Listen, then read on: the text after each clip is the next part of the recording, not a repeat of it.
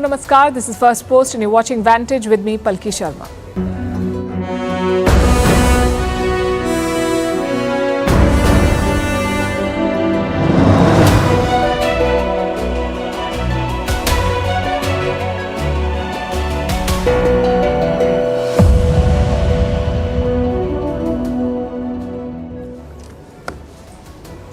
A new twist in the Russia-Ukraine war as both sides intensify attacks. President Zelensky has come up with a victory plan that he hopes to present next month in the US.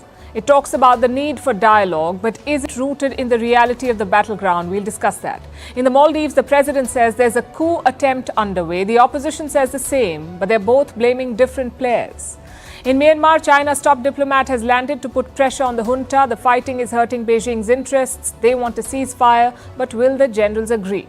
In Pakistan, a belated attempt to steady the economy with austerity measures, loans and moves to flatter China. In France, a political deadlock and no government in place 2 months after the election. We tell you why Macron is not picking a prime minister. In the Kolkata rape and murder case, violent protests and politics overshadow the real issues. In Kerala, more women speak up against abusers in the film industry. Some of them are prominent actresses who were silenced. How powerful does a woman have to be heard? Why has Mexico paused its relationship with the embassies of the US and Canada?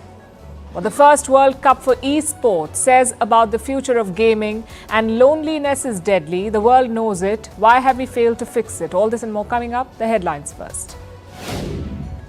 Israel launches a major military operation in the West Bank. Its forces raid 4 cities, including Jenin. The operation involved airstrikes, ground forces and bulldozers. At least 10 Palestinians have been killed. Palestinian President Mahmoud Abbas cut short his trip to Saudi Arabia to return to West Bank.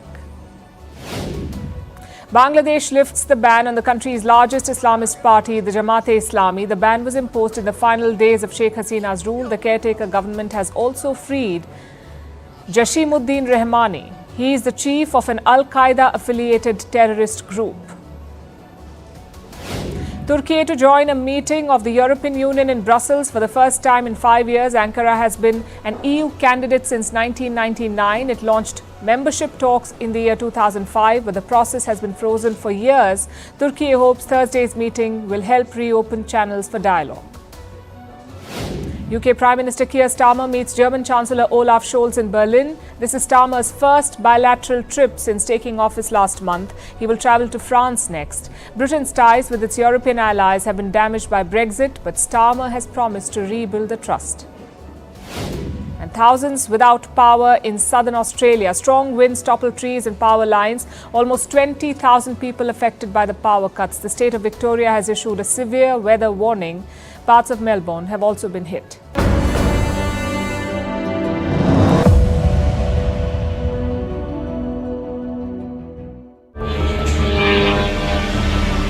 Думаю, справедливо, якщо я цей план представлю спочатку президенту Сполучених Штатів.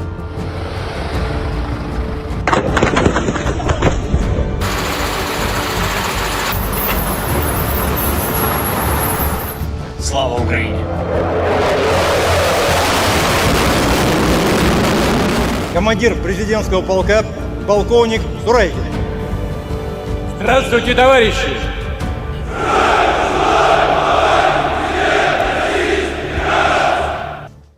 Ukraine has unveiled a victory plan, an ambitious but vague agenda to end the war. President Zelensky announced it on Tuesday. It came after 2 days of relentless attacks by Russia. Moscow fired hundreds of missiles and drones. They targeted around 20 Ukrainian cities. Soon afterwards, Zelensky unveiled his plan. He will share it with US President Joe Biden. Думаю, справедливо, якщо я It will be fair to present this plan to the U.S. president. The success of this plan depends on him.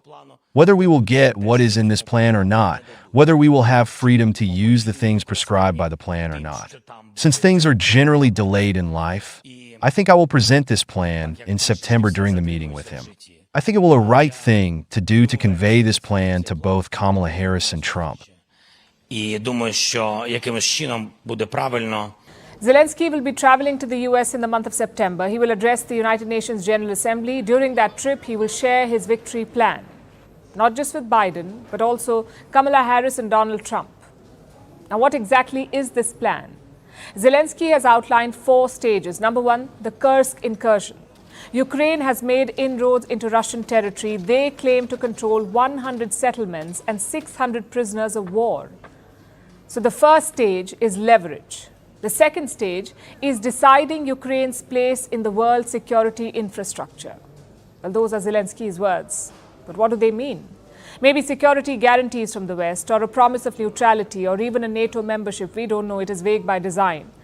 The third stage is forcing Russia to end the war diplomatically. And this is very important.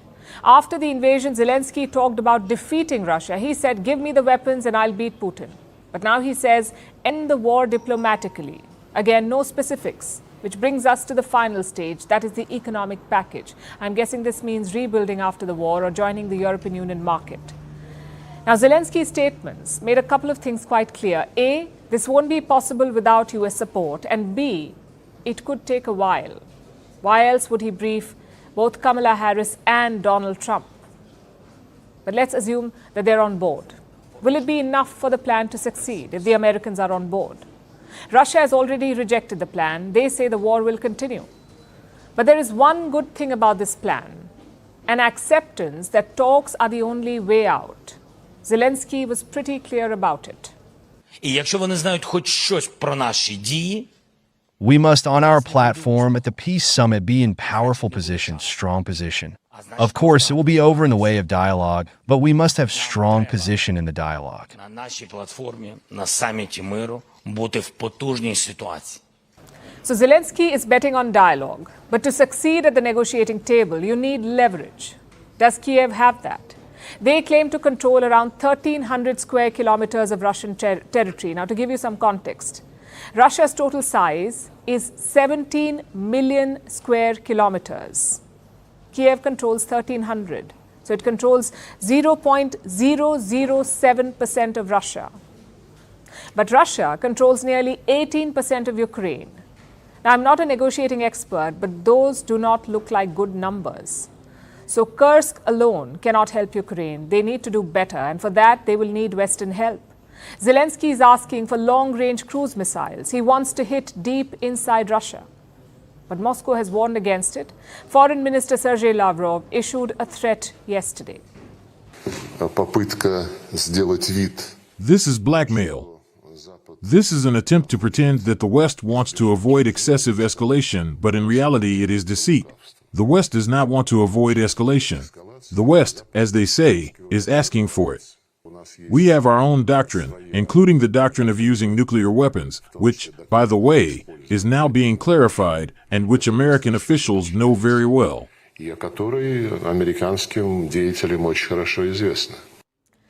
This is why the West is wary.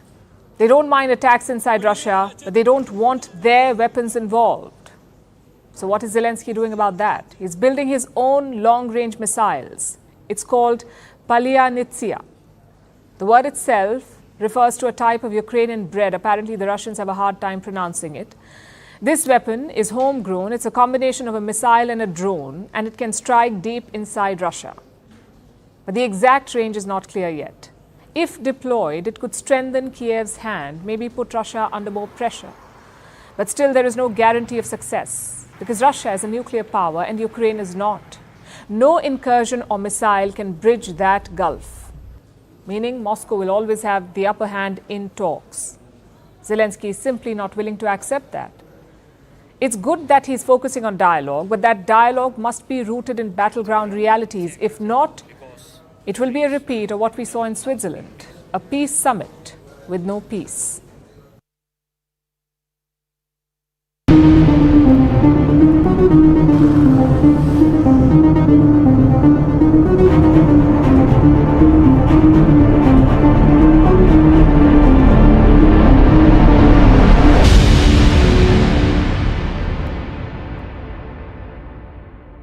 Is the Maldives drifting towards political instability? Is there an attempt to overthrow the Muizu government? We ask because of some recent developments in Mali.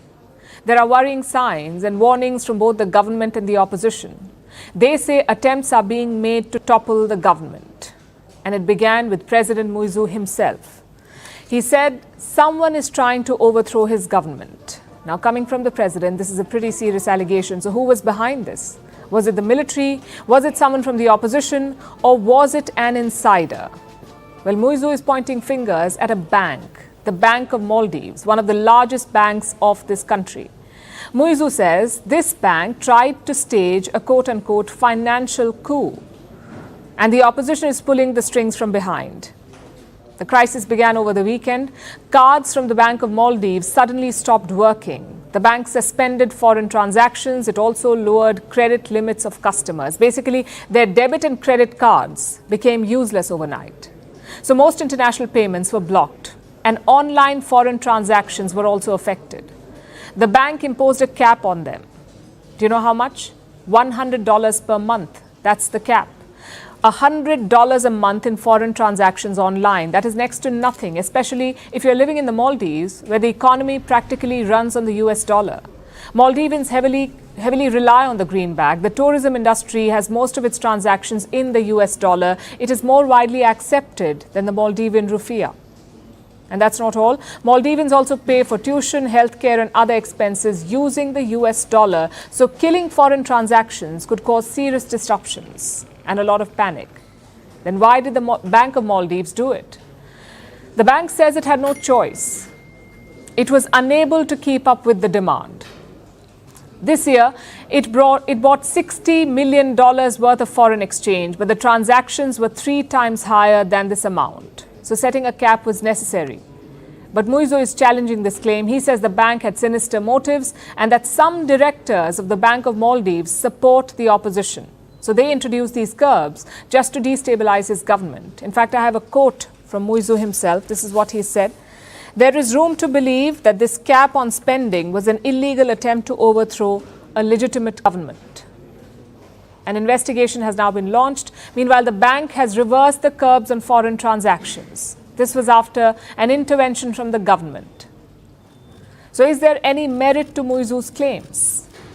The MDP, for one, is calling them ridiculous. The MDP is the Maldivian Democratic Party. They were in power before Muizu's rise. Now they are the biggest opposition party in the country. The MDP says Muizu's claims are a distraction and that there is trouble brewing within the government. Look at their statement. This is the opposition statement. What we see are fault lines within the administration, that there is trouble brewing within. And we see a coup coming from within in the days ahead.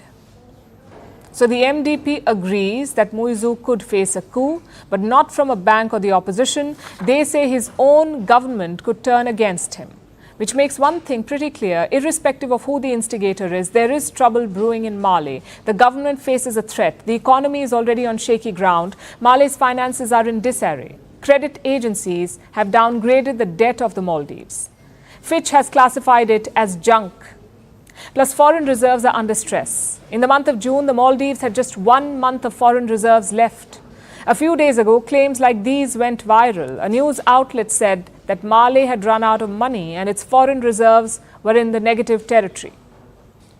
The Muizu government denied this report, but it's hard to ignore the fact that the Maldives is showing signs of financial distress. The IMF, for one, has warned them. That's the International Monetary Fund.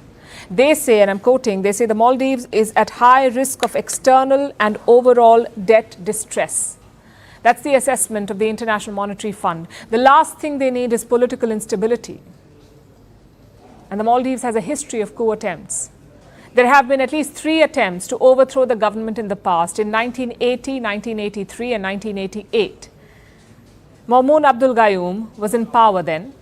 The first 2 attempts were not significant, but in 1988, Gayoom faced a serious challenge. A businessman tried to overthrow him with the help of Sri Lankan mercenaries. Gayoom turned to India for help. And that is when New Delhi launched Operation Cactus. It deployed troops from all 3 services, the Army, the Navy, and the Air Force, to the Maldives. India sent troops from all these services. The Indian soldiers crushed the coup attempt. But that was in the 1980s. Today, the circumstances are very different. The relationship with India is very different. Both the ruling and the opposition parties are warning about a possible coup, and this should be a cause for alarm.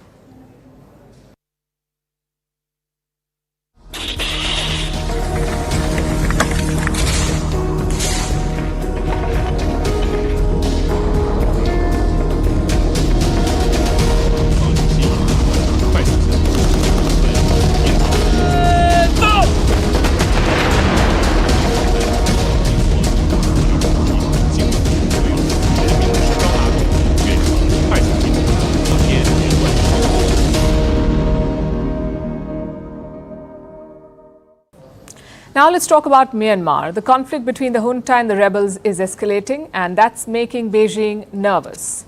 This week, China launched a military drill. It is happening along its border with Myanmar, and this is a live fire exercise, meaning Chinese troops are using live ammunition for these drills. Both ground and air force units of the PLA, the People's Liberation Army, the Chinese army, are participating. This may sound like a routine military exercise, but it is not. China is making a statement with these drills. It is sending a message to Myanmar's military junta. Less than 2 weeks ago, Wang Yi was in Naypyidaw, the capital of Myanmar. Wang Yi is the foreign minister of China. He spoke to the military leadership of Myanmar. He wants them to strike a deal with the rebels. China wants a ceasefire in Myanmar. China is willing to work with all parties to make a common voice in ending the conflict in Myanmar, maintaining stability, ensuring people's security. Beijing is getting impatient with the junta. In January this year, they had brokered a ceasefire, but it fell apart by June. Since then, the military has been reluctant to strike another deal. There are signs of tension between the junta and Beijing. This month, Myanmar's military chief made a big claim. His name is Min Aung Hlaing, and he is the country's de facto leader. The general delivered a 25-minute-long speech, and he said, and I'm quoting, certain foreign countries are arming the rebels. The general did not name China, but his statement was clearly aimed at Beijing, and it became obvious when Wang Yi issued a rebuttal. During his visit to Myanmar, he warned the general. He said, and I'm quoting, China opposes any remarks that attempt to sow discord in China-Myanmar relations or smear and vilify China. These remarks were made behind closed doors, but China's embassy in Naypyidaw made them public. So there is clear friction between Beijing and the junta. The offensive by the rebels is adding more tension. The rebels now control 2/3 of Myanmar. This includes the guard posts for Chinese oil and gas pipelines. This is in the Mandalay region. These pipelines run from Rakhine to China's Yunnan province, Rakhine in Myanmar to China's Yunnan province. So in a way, the rebels now control key energy infrastructure that the Chinese rely on. And the junta's response is making the situation worse. A sweeping military campaign is underway. The junta has deployed warplanes and artillery to hit back at the rebels. They want to take back the border areas. This has created a new problem for China. Fighting on the border is spilling over. It has damaged property on the Chinese side. Chinese citizens have been injured. Beijing views this escalation as a matter of deep concern.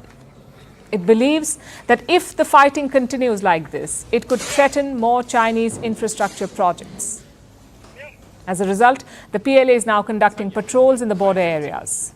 This also explains why Beijing needs the ceasefire. The fighting is hurting Chinese citizens, Chinese infrastructure, and Chinese interests. Today, the junta gave in to one of China's demands. It has promised to hold elections next year. They'll hold elections, but in a staggered manner. Now, in the past, India too has supported the idea of elections because they may offer a path to stability. But the problem is the junta has made similar promises before. Aung San Suu Kyi was ousted in 2021 in the February coup. Since then, the military leaders have made several promises to hold elections and broken all of them. So China will have to sustain the pressure for them to deliver. And it won't be easy because China's mediation in Myanmar has already backfired. It now has a bigger problem on its hand. Our next story is about yet another Indian neighbor, this time the most fiscally irresponsible one. Yes, I'm talking about Pakistan. After years of financial mismanagement, Islamabad seems to have finally woken up. It is now tightening the belt with a raft of new austerity measures. Yesterday, Pakistan's cabinet held a meeting where they agreed to abolish or merge 82 government departments under 6 different ministries. The ministries were not specified, but earlier reports suggest that they include the following: the Ministry of Kashmir Affairs and Gilgit-Baltistan, the Ministry of States and Frontier Regions, the Information Technology and Telecommunications Ministry, the Industries and Production Ministry, the Health Ministry, and possibly the Education Ministry. Departments in all these ministries are heading for the chopping block. This means a reduction of government expenditure. And that's not all. There are some 150,000 vacant positions in the Pakistani government, 150,000. Islamabad plans to do away with them entirely. It also plans to outsource non-core functions like cleaning services. And that's just to begin with. Eventually, Pakistan wants to do away with clerical jobs as well. It wants government officers to embrace artificial intelligence so they don't have to rely on staff for paperwork. It is an ambitious plan and it's been approved by Pakistan's cabinet. But there's already political opposition to this from within the ruling coalition. So let's see if they really go through with it. Some austerity measures have been proposed as well, like a ban on purchase of vehicles at public expense and an end to unnecessary foreign trips by government officials. All of this sounds good until you remember that the government itself will decide what is necessary and what is not. But even if the plan is not foolproof, on paper, it looks like Pakistan is tightening the belt. Which brings us to the big question, why now? What made Islamabad suddenly realize the dire situation? Well, there are two factors. One is public anger. Businesses across Pakistan were on strike today. They were protesting against additional taxes. Islamabad's go-to move over the years has been to bleed the people dry. The government usually passed the financial burden to the citizens. But the people of Pakistan seem to have had enough. They're fed up with all the extra new taxes. Protests keep erupting, so the government now knows that it has to contribute as well. And that is why Islamabad is finally starting to cut the fat. This is one reason for the new austerity measures. The other reason is the real dearth of money. Islamabad wants to borrow about $20 billion from external lenders this year. $20 billion this year. Old habits die hard after all. It comes to about $1.6 billion per month. In July, they managed to borrow only a little more than $400 million. That's well short of their target.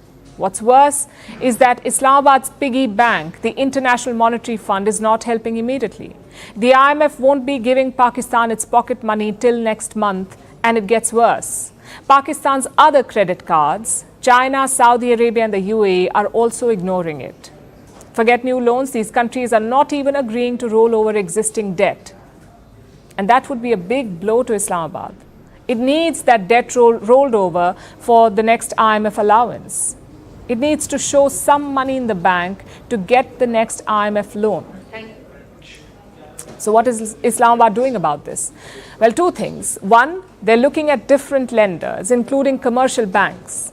Islamabad is in talks with the Dubai Islamic Bank and the Mashreq Bank, among others. It is trying to convince them of potential investment opportunities in Pakistan. Let's see if the banks decide the risk is worth it. Meanwhile, Pakistan is also reaching out to its old friends like China.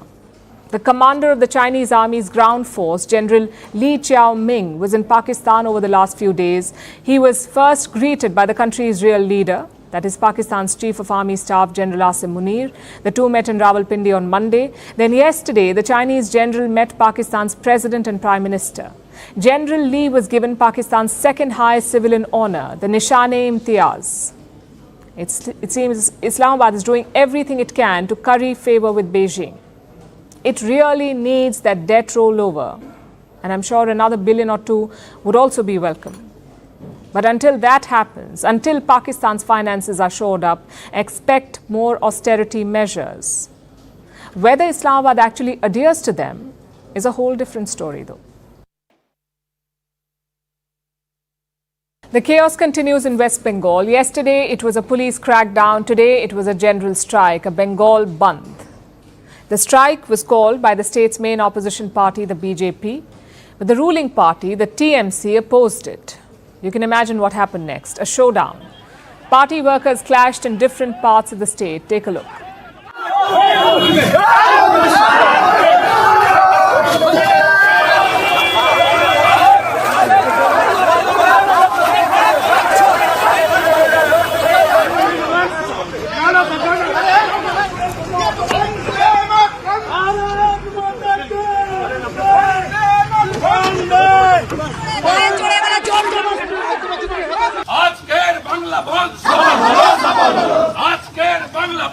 Some BJP leaders have been detained, including a sitting Rajya Sabha MP, a former state president and a former Lok Sabha MP. The strike itself drew a mixed response today. It lasted for 12 hours from 6 a.m. to 6 in the evening. Roads were certainly less crowded than usual, but most establishments were open, including shops, schools and colleges. Some train and bus services were also disrupted, but nothing on a large scale, which brings us to the trigger of this chaos. A student group had taken out a protest march yesterday, but Kolkata police called it illegal. They used tear gas and water cannons to push back. Reports say around 200 people were arrested. A lot of them were also injured. So the BJP called for a strike to protest the police crackdown. But these street showdowns are very dangerous. They lead to violence and bloodshed. We nearly saw an example today.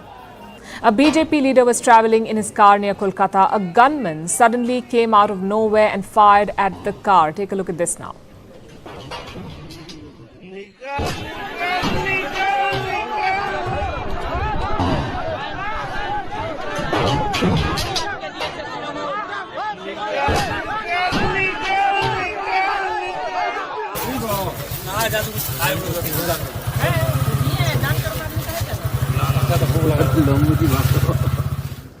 We could not verify this video, but the leader has spoken out since then, and he says the gunman was a TMC supporter. Apparently, they also threw bombs at his cars.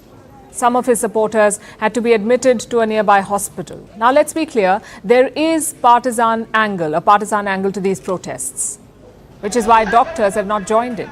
They're not part of this protest. They held a different rally today.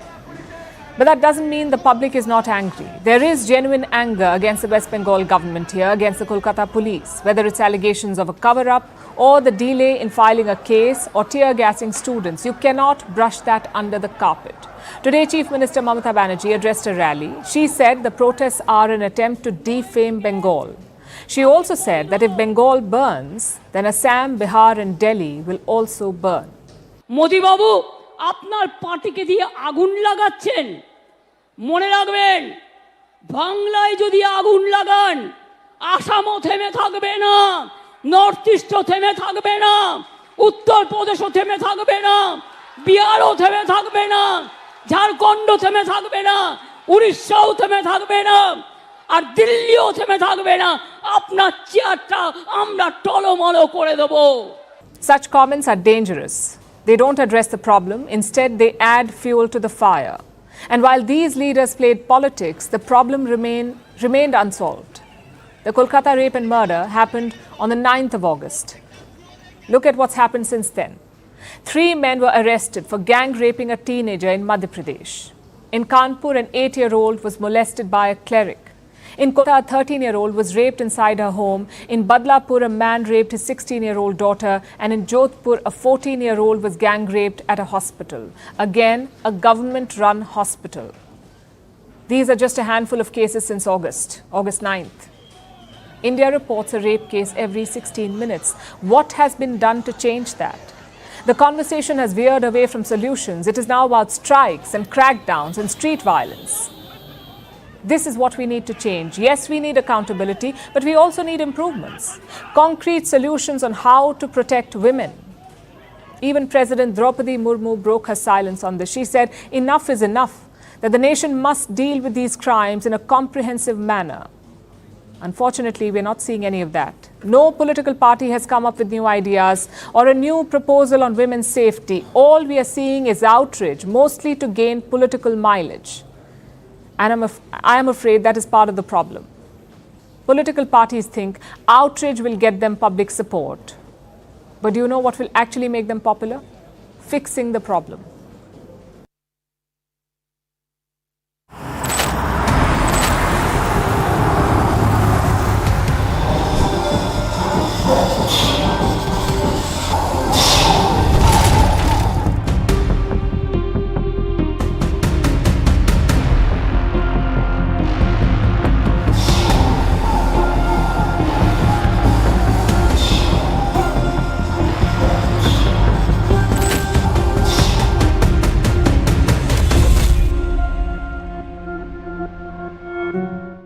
The year was 2017. It was the month of February. A Malayalam actress was travelling by her car. A group of men rammed into her car. They kidnapped her. They sexually assaulted her. The assault was recorded. And then after 2 hours, they dropped her off. All of this happened in Kochi, a city in the state of Kerala. It's also where the Malayalam film industry or Mollywood is based. After the assault, the woman filed an FIR. 2 of the assaulters were arrested. The investigation then unveiled a bigger plot. These men were hired by an actor called Dileep. He is one of Malayalam film industry's biggest actors. He hired the assaulters and paid them because he wanted to silence the actress. This revelation led to shockwaves across Kerala. A judicial committee was formed to investigate the rot. It was called the Hema Committee after Justice Hema, who led it. They looked into harassment and sexual extortion in Mollywood, and their report was ready in 2019, but it's been released only now after another legal battle. This report details sexual exploitation, the casting couch, and a male mafia in the film industry. But what about the case that started it all? That case is still under trial from 2017 to 2024 and counting. Yesterday, the Supreme Court of India brought it up. It sought information from the Kerala government. 7 years and the trial is still on. Imagine that.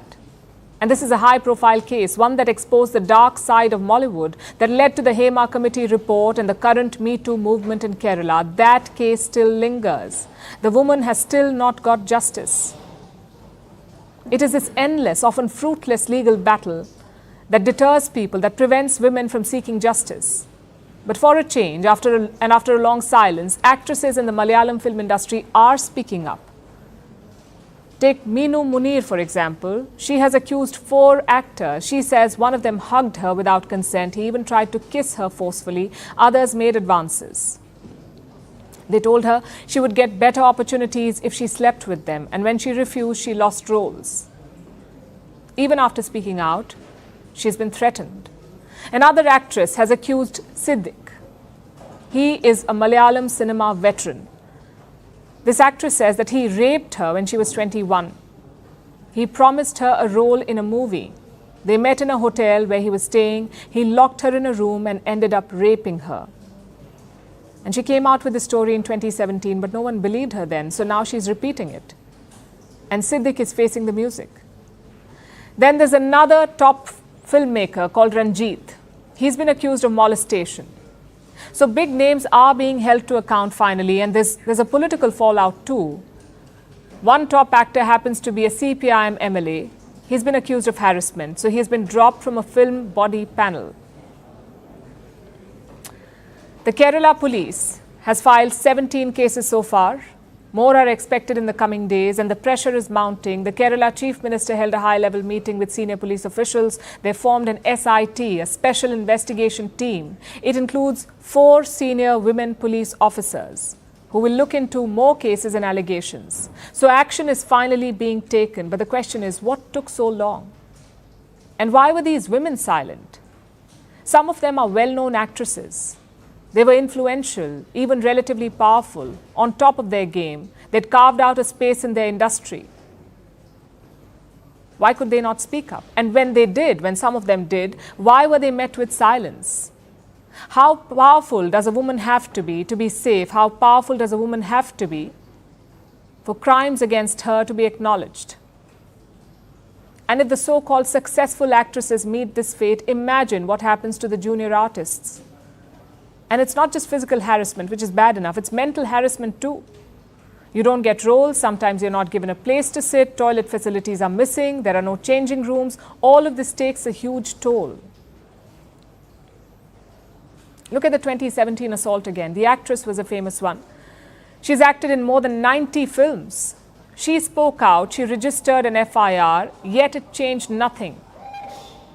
It shows you how skewed the power dynamics are, and that perhaps is why nothing really changes. All the power rests in the hands of a few men. They call the shots, they abuse women, and they shield other abusers.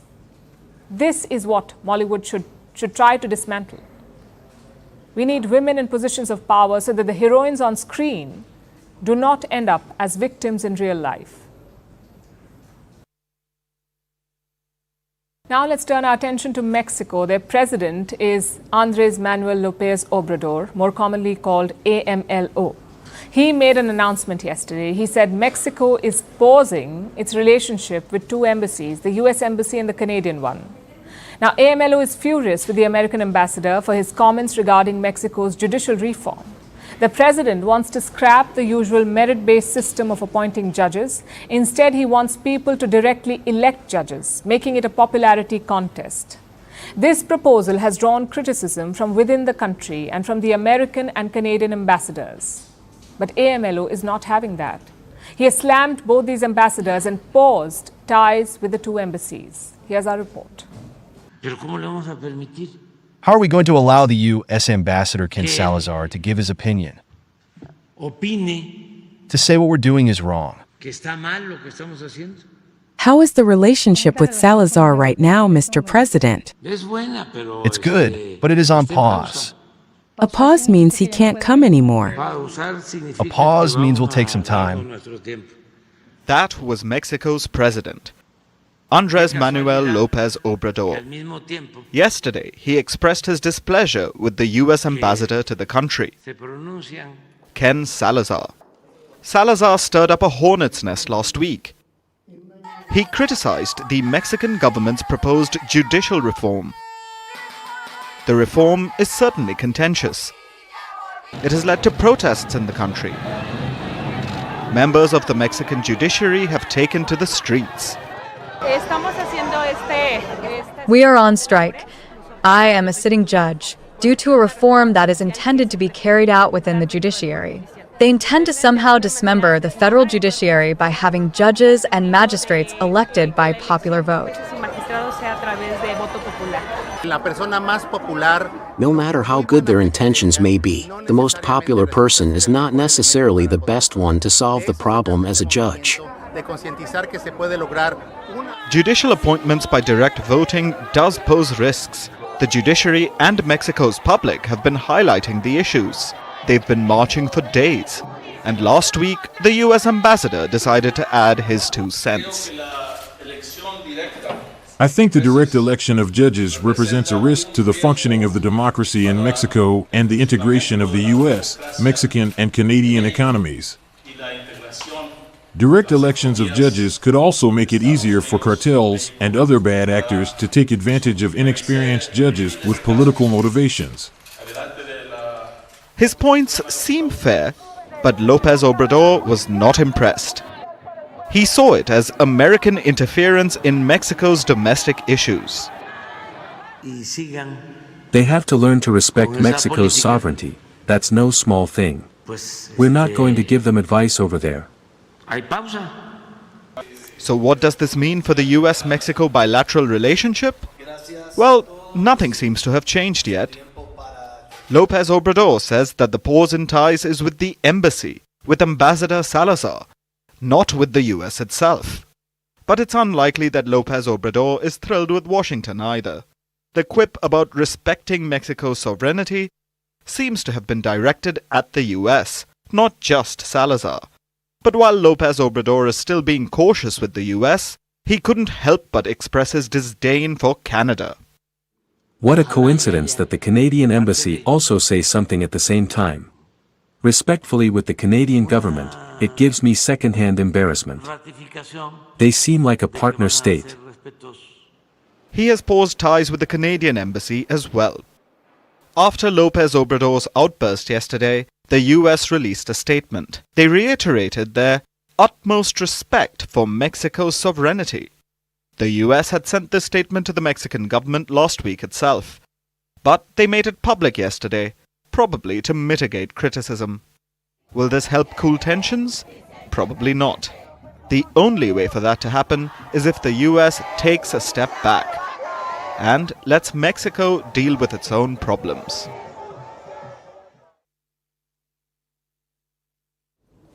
A major World Cup has just wrapped up in Saudi Arabia.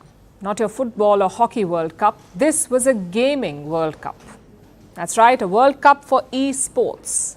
And before you dismiss it as a gimmick, listen to the numbers. The tournament had 21 gaming events, more than 1,500 players, more than 200 gaming clubs, nearly 500 million viewers, and $60 million in prize money. Let that sink in. The Wimbledon prize pool is $66 million. The Cricket World Cup had $10 million and esports had $60 million.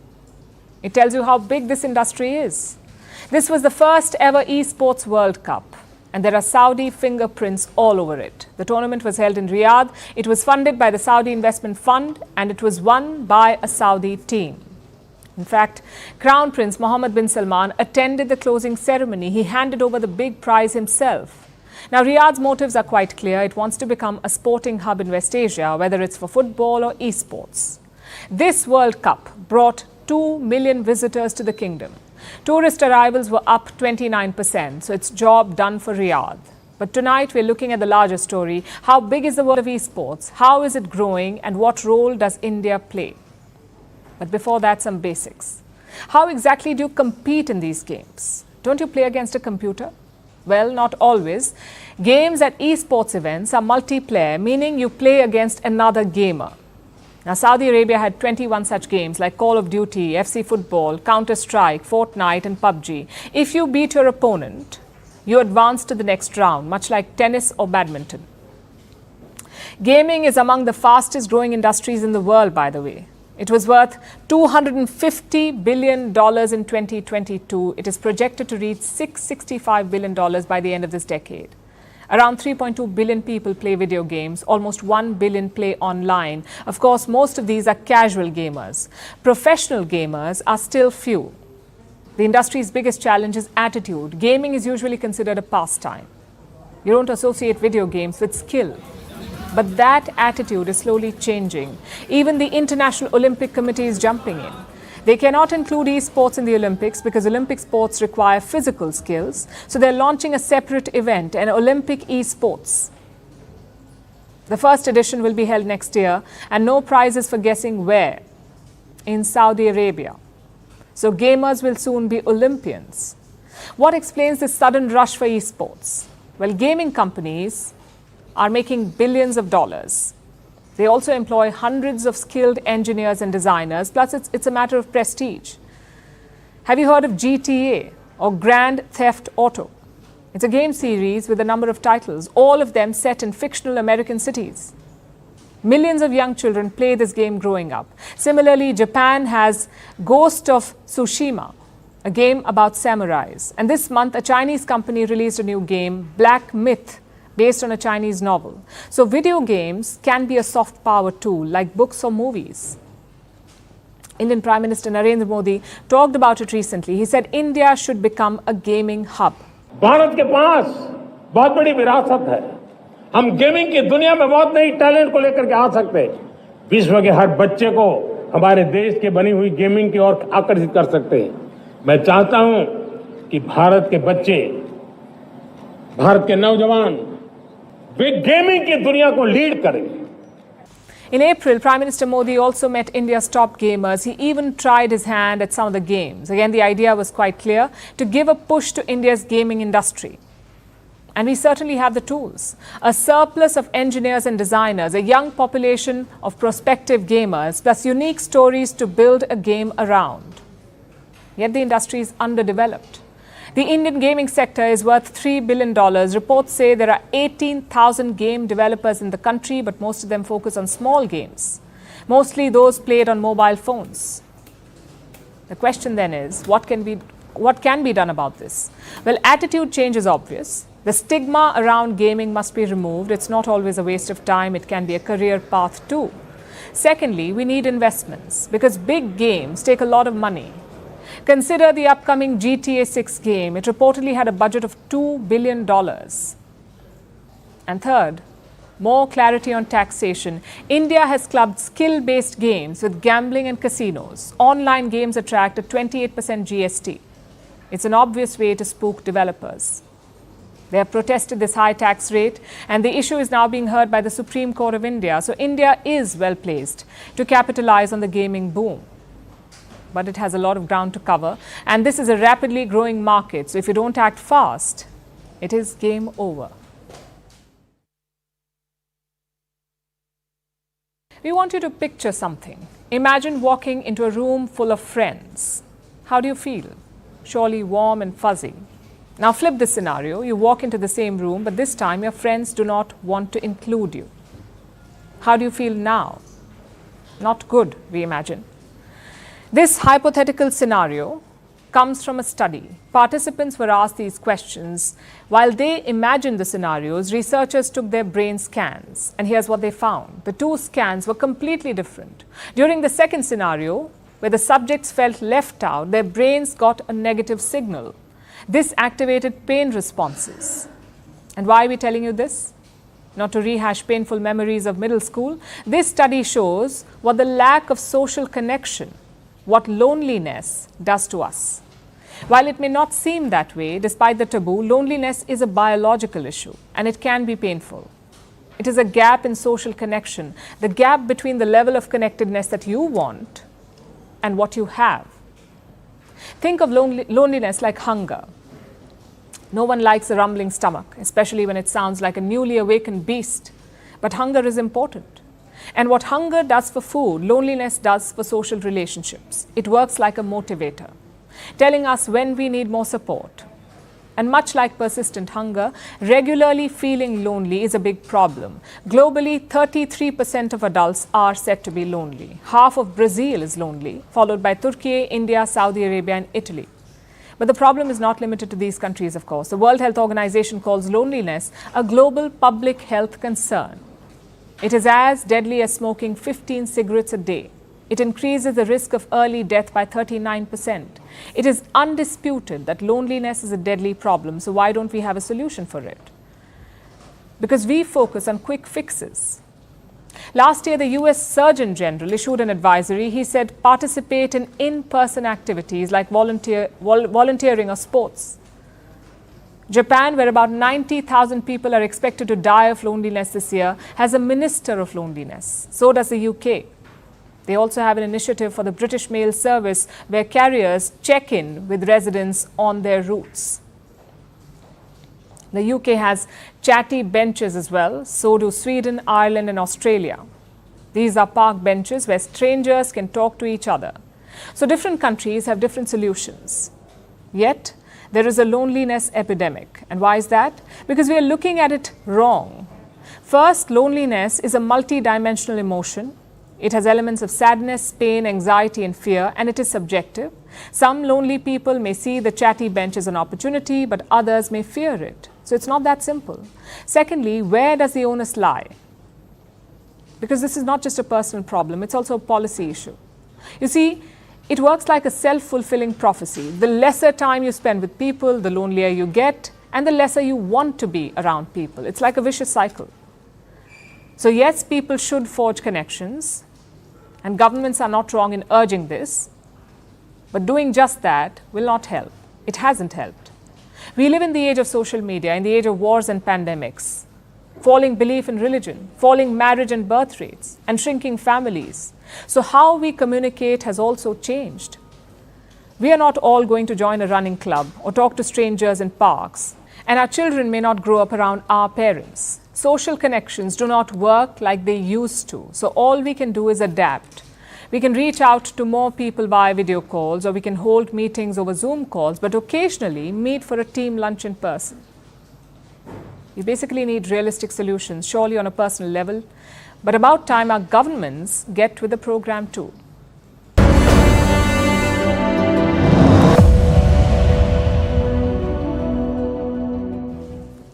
The South Yorkshire police are making headlines. Do you know why? Because of a tweet. It asks people to report quote-unquote untouchables. And who are they? Well, these are people who have a lavish lifestyle, yet they don't seem to have a job. No one knows the source of their wealth. So the police wanted citizens to report such people. The campaign sparked public interest. There were multiple reports, and all of them pointed at a group that seemed to fit the description perfectly.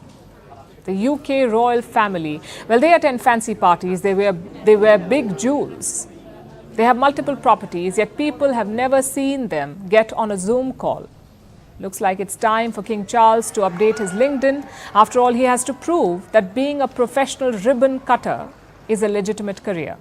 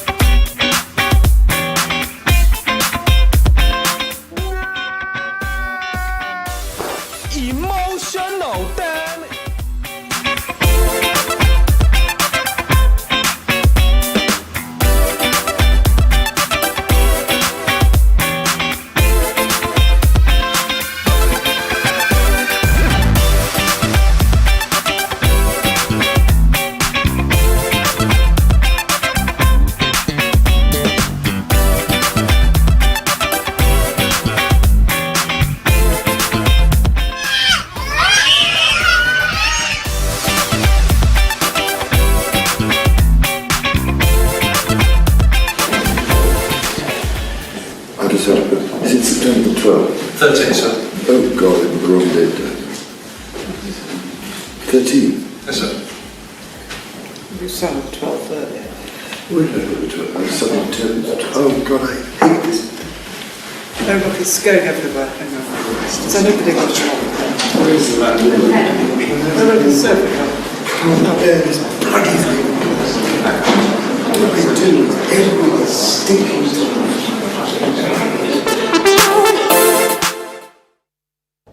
And now it's time for Vantage shots, images that tell the story. Lightning strikes Mecca's clock tower, creating a dramatic effect in Saudi Arabia. The Chinese space station reveals a spectacular view of the Earth. And the Mexican Navy seizes over 7 tons of drugs in a high-speed Pacific chase. Finally, we're taking you back in history. On this day in 1963, Martin Luther King Jr. gave his iconic speech, "I Have a Dream." He was one of the most prominent leaders of the civil rights movement in the United States. In the speech, he said he imagined a future without racism. We're leaving you on that note. Thank you for watching. We'll see you tomorrow.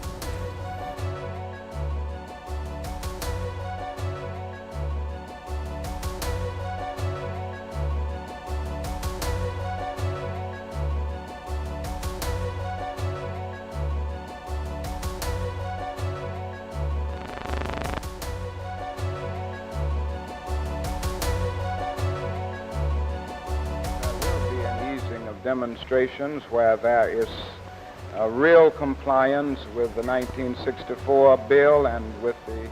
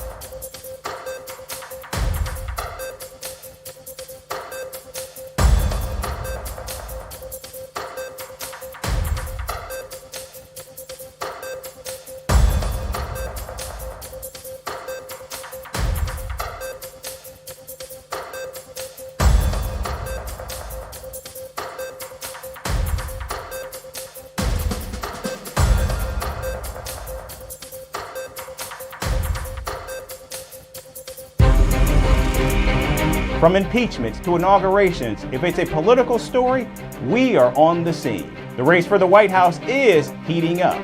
Kamala, you're fired. I say, bring it on. If it's breaking news, we're live with the latest coverage. From the White House, the State Department, and Capitol Hill. We know the issues, but above all, we know the players to bring you the latest in-depth analysis on all the key stories that we're covering. I'm Eric Ham. Join me from Washington here on Firstpost America.